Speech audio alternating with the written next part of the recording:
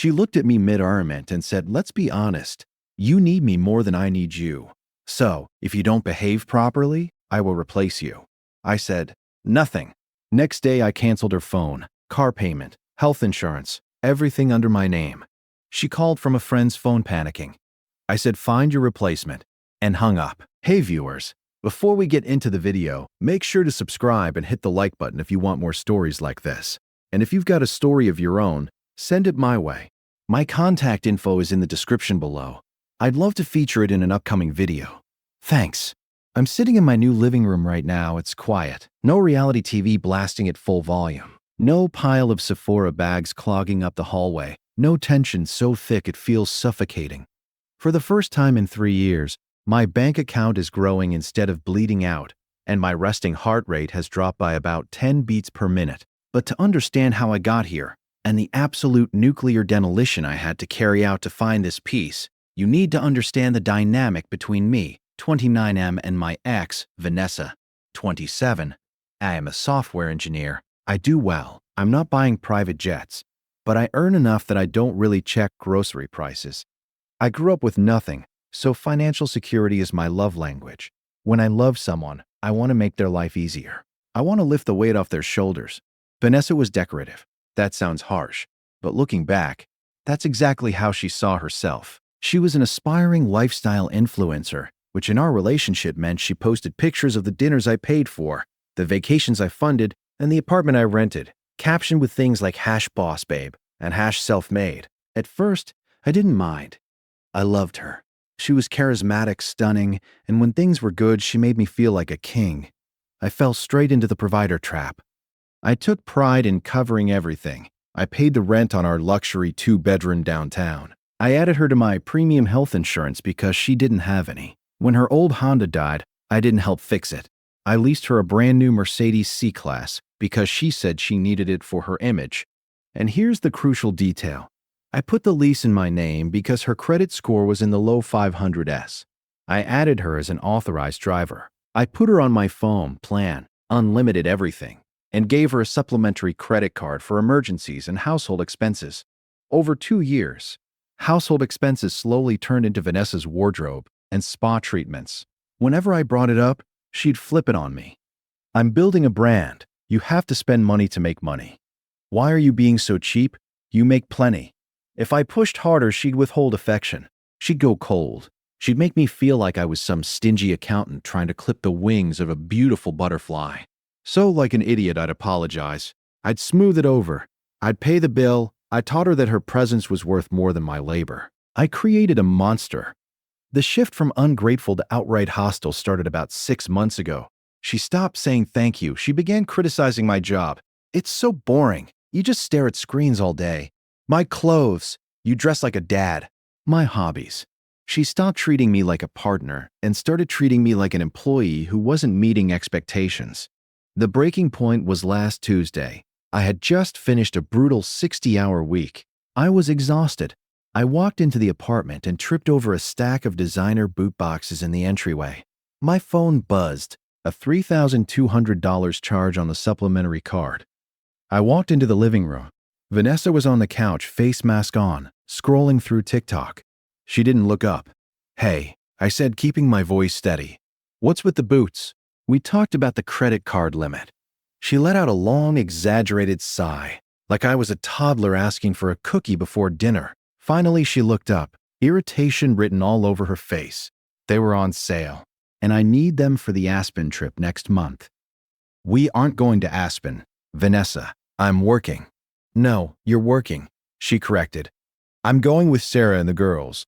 You're paying for the Airbnb. Remember? We discussed this." We had absolutely not discussed this. "I am not paying for you and your friends to go to Aspen while I'm working to pay off your boots," I said. It was the first time in months I'd put my foot down that firmly. The air in the room shifted instantly.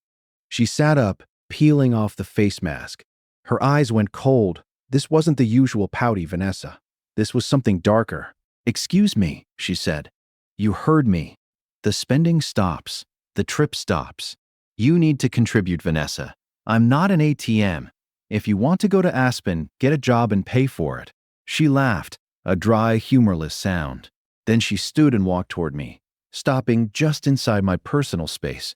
She looked me up and down with pure, unfiltered pity. "You really don't get it, do you?" she said softly. "Get what? You think because you pay the bills, you have the power here." She shook her head, smirking. "Money is the easy part. Any boring guy with a degree can make money. But this," she gestured to herself, her face, her body, "this is rare. You're lucky to even be in the room with me. My friends ask me all the time why I'm with you. You're boring. You're too safe. You're average." I stood there, stunned. My blood was boiling, but on the outside I felt ice cold. I didn't say a word. I just stood there and watched her dig her own grave. She mistook my silence for submission. She stepped closer and poked me in the chest with a manicured nail. "Let's be honest, Mark," she said, locking eyes with me. "You need me more than I need you. I bring the status. I bring the life. You just pay for the ticket.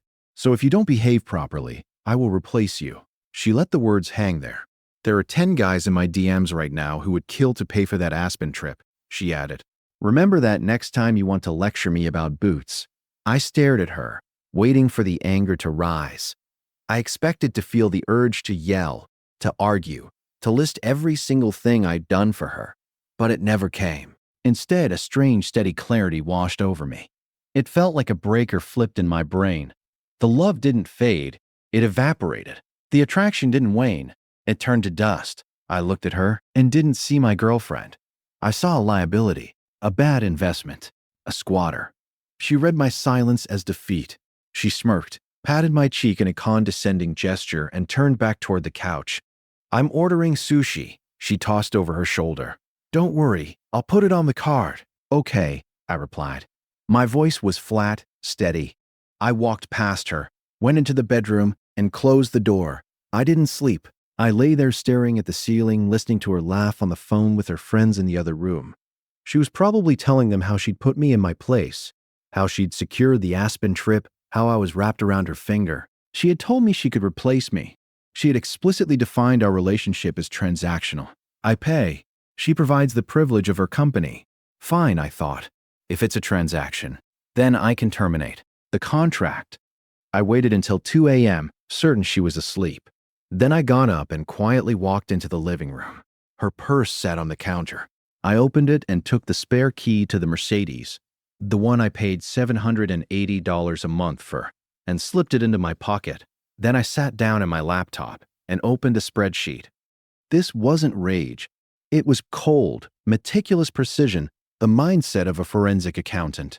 I listed every single thing in her life tied to my name: the car, the insurance, the phone, the apartment lease, the authorized user credit cards, Netflix, Spotify, Amazon Prime. She said I needed her. She said she could replace me. I decided to give her the opportunity to prove it. I typed out a to-do list for the morning. It was going to be a busy day. I left the apartment at 6:30 a.m. Vanessa rarely woke before 10 o'clock. Especially after a night of manifesting and scrolling Instagram until 2 a.m., I showered in the guest bathroom, dressed in my best suit, usually reserved for client meetings, and packed a single duffel bag with my essentials: laptop, documents, passport, and a week's worth of clothes.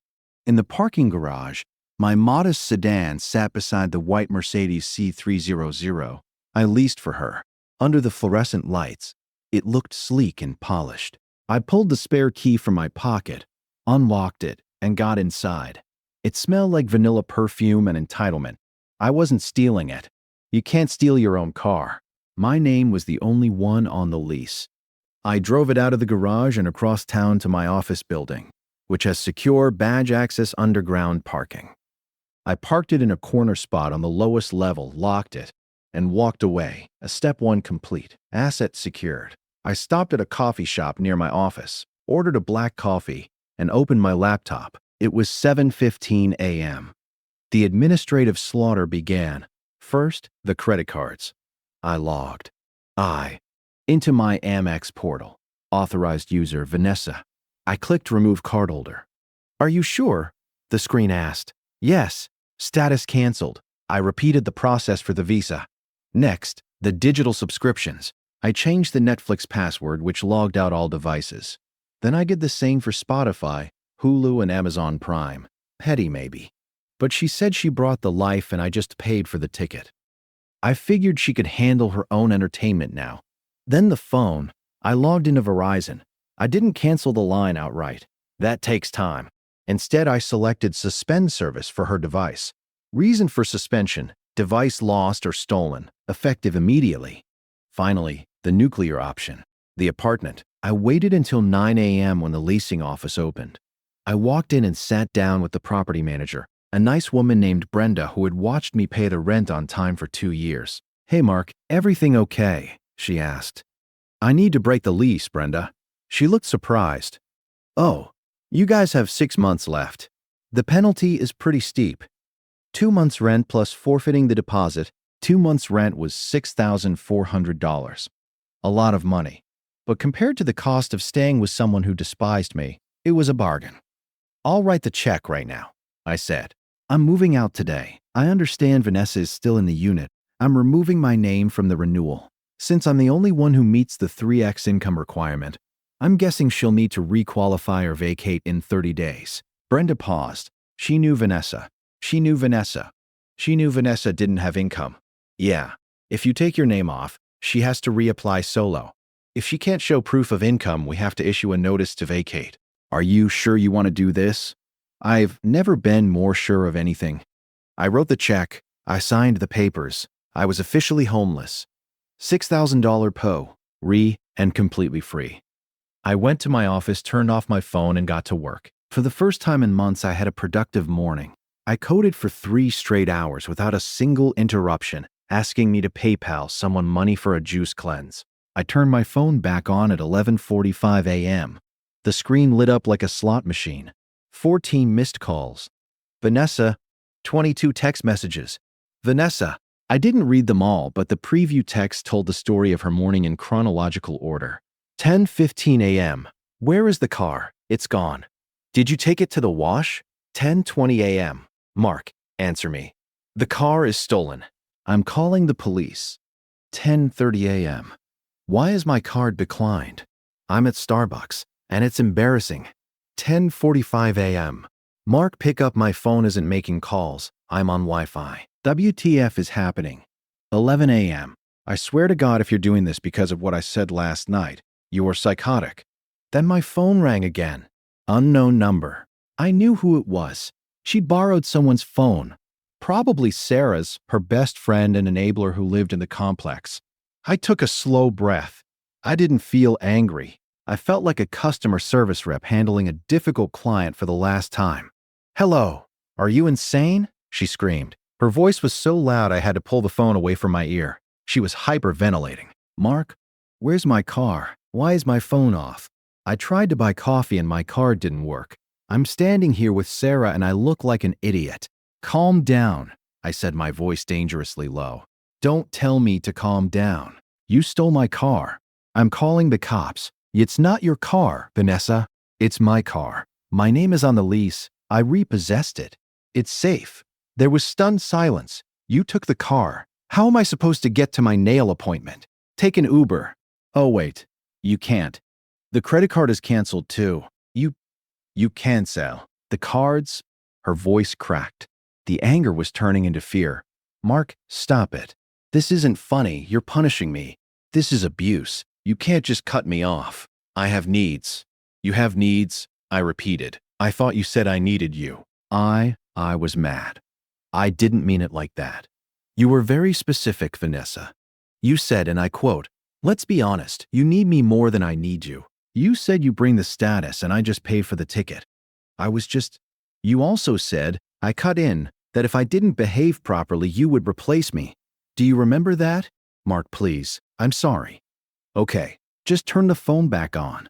I need to call my mom. I need to go to my appointment." "Stop being a baby." She still didn't understand. She thought this was a timeout. She thought I was throwing a tantrum and would be back by dinner with flowers and an apology. "I'm not being a baby, Vanessa. I'm accepting your terms. I realized you were right. I was holding you back. You're a prize, remember? You're rare. You have 10 guys in your DMs who want to fund your lifestyle." "Mark, stop." She was crying now. "Where are you? When are you coming home?" I'm not coming home, I said. I went to the leasing office this morning. I paid the lease break fee. I'm off the contract. You have 30 days to sign a new lease in your name or vacate the premises. Brenda will be posting the notice on the door shortly. What? It came out as a whisper. I can't afford the rent. It's $3,200 a month.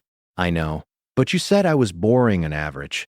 You said you didn't need me. Surely a woman of your status doesn't need a boring average guy to pay her rent. You can't do this to me, she screamed. The mask slipped completely.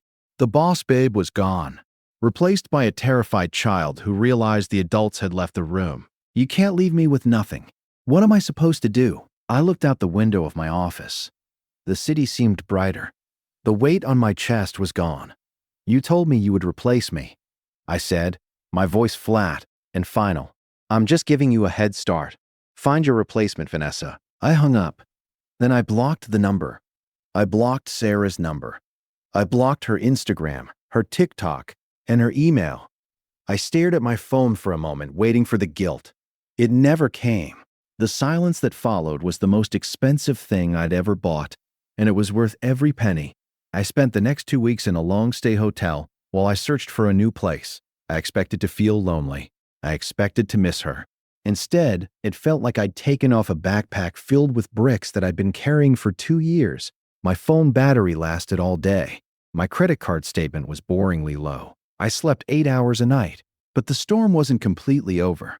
Right on schedule, the flying monkeys arrived. 2 days after the breakup, I got a text from Sarah, Vanessa's best friend and chief enabler. The one who had convinced her she was a high-value woman who deserved to be sponsored. Mark, I can't believe you.